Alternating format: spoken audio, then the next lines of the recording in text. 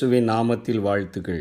இந்த நாளிலும் கர்த்தருக்காக கட்டுதலும் கர்த்தரால் கட்டப்படுதலும் என்கிற தலைப்பின் கீழே ஒரு செய்தியை நாம் பார்க்கலாம். 1 நாளாகமம் 17ஆம் அதிகாரத்திலே தாவீது தன்னுடைய வீட்டிலே வாசமாயிருக்கும் பொழுது அவன் தீர்க்கதரிசியாகிய நாத்தானை நோக்கி, பாரு, நான் கேதுரு மர வீட்டிலே வாசமாயிருக்கிறேன், கர்த்தருடைய உடன்படிக்கை பெட்டியோ திரைகளின் கீழ் இருக்கிறது என்று சொல்லி தனக்கு வாழ்வளித்த அந்த ஆண்டவரை நினைத்து இதயம் உருகுகிறவராக இந்த காரியத்தை சொல்லும் பொழுது நாத்தான் தீர்க்கதரிசியும் சொல்லுகிறார், உம்முடைய இருதயத்தின்படி இருக்கிறவைகளெல்லாம் நீ செய்யும் தேவன் உம்மோடு கூட இருக்கிறார் என்று சொல்லிவிட்டு அவர் வீட்டுக்கு வந்து விட்டார்.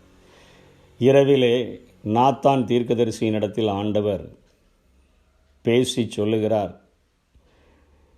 நான் வாசமாயிருக்க எனக்கு ஒரு ஆலயத்தை கட்ட வேண்டாம். நான் இஸ்ரவேல் ஜனங்களை நான் ஒரு கூடாரத்திலிருந்து இன்னொரு கூடாரத்திற்கு வாசம் பண்ண வைத்து அவர்களோடு கூட நான் ட்ராவல் பண்ணி அவர்களோடு கூட நான் உலாவி அவர்களுக்கென்று ஒரு தேசத்தையே நான் வாக்கருளி அவர்களுக்கு நான் கொடுத்து விட்டேன்.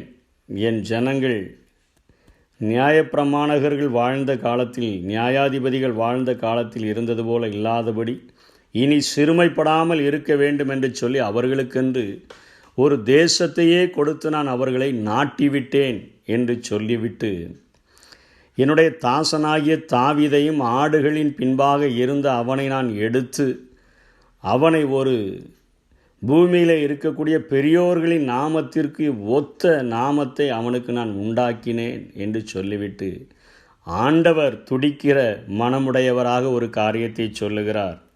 10ஆம் வசனத்திலே, உன் சத்துருக்களையெல்லாம் கீழ்ப்படுத்தினேன், இப்பொழுதும் கர்த்தர் உனக்கு ஒரு வீட்டை கட்டுவார் என்பதை உனக்கு அறிவிக்கிறேன். நான் உனக்கு ஒரு வீடு கட்டப் போகிறேன் என்று சொல்லி இங்கே ஆண்டவர் சொல்லுகிறதை பார்க்கிறோம். ஆண்டவருக்காக கட்ட வேண்டும், ஆண்டவருக்காக செயலாற்ற வேண்டும், ஆண்டவருக்காக எதையாகிலும் செய்ய வேண்டும் என்று துடிக்கிற இருதயம் உள்ளவர்களுக்கு என் தேவன் இன்றைக்கும் கொடுக்கிற ஒரு வாக்குத்தத்தம், நான் உன்னுடைய வீட்டை நான் கட்டுவேன் என்று என் ஆண்டவர் சொல்லுகிறதை இங்கே பார்க்கிறோம். தாவீதினிடத்தில் ஆண்டவர் சொன்ன காரியம், தேவனுக்காக வீடு கட்ட நினைத்தவருக்கு தேவன் வீடு கட்ட துடித்த ஒரு காரியம், அவருடைய தலைமுறையினருக்கு வழங்கப்பட்ட ஒரு அரியணை உரிமையை குறித்து அங்கே சொல்லுகிறது. கர்த்தர் அவ்வாறே செய்தார். தாவீதின் குமாரனாகிய சாலமோனுடைய அரியணையை உறுதிப்படுத்தினார். அவர் தேவனுடைய ஆலயத்தை கட்டினார். தாவீதின் குமாரனாகிய தோன்றிய இயேசு கிறிஸ்துவோ, மத்தேயு 1:1 சொல்லப்பட்ட அந்த இயேசு கிறிஸ்துவோ நித்திய அரியணைக்குரியவராக தாவீதின் வம்சத்திலே வெளிப்பட்டதை பார்க்கிறோம். கர்த்தர் உனக்கு ஒரு வீடை கட்டுவார் என்று சொல்லி இன்றைக்கும் தங்களுக்காக வீடு கட்ட துடிக்கிறவர்கள், அதற்கென்று தேவனுடைய பணத்தையே கொள்ளையடித்து மாளிகை போல வீடை கட்டுகிறவர்கள் இன்றைக்கு அநேகர் இருக்கிறார்கள்.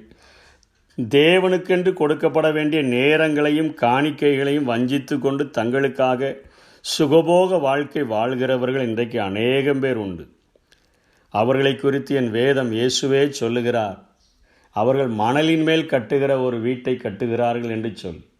நான் சொல்லிய இந்த வசனங்களை கேட்டு இவைகளின்படி செய்கிறவன் எவனோ அவன் கற்பாறையின் மேல் வீட்டை கட்டினவனுக்கு ஒப்பிடுவேன் என்று சொல்லி ஆண்டவருடைய காரியங்களுக்காக எதையாகிலும் செய்ய வேண்டும் என்று துடிக்கிறவர்கள் அவர்கள் கற்பாறையின் மேல் வீடு கட்டுகிறவர்கள் என்பதை இயேசுவே கற்றுக் கொடுக்கிறதை பார்க்கிறோம். இங்கே தாவீதினுடைய இருதய வாஞ்சையை அறிந்த என் ஆண்டவர் ஆடுகளின் பின்பாக இருந்த ஒரு தாவீதை எடுத்து இந்த பூமியில் உள்ள பிரபுக்களுக்கு ஒத்த ஒரு நாமத்தை தரித்து கேதுரு மரங்களால் செய்யப்பட்ட ஒரு வீட்டிலே வாசம் பண்ண வைத்த நான் அவனுடைய தலைமுறையையும் நான் பார்த்து கொள்ளுவேன் என்று இங்கே வாக்கருளுகிறதை பார்க்கிறோம். இன்றைக்கி நம்முடைய வாழ்க்கையிலும் ஆண்டவருக்கென்று நாம் படுகிற பிரயாசங்கள், ஆண்டவருக்கென்று எதையாயிலும் செய்ய வேண்டும் என்று துடிக்கிற காரியங்கள் நமக்குள்ளாக தோன்றும்போது மாத்திரமே நம்முடைய காரியங்களை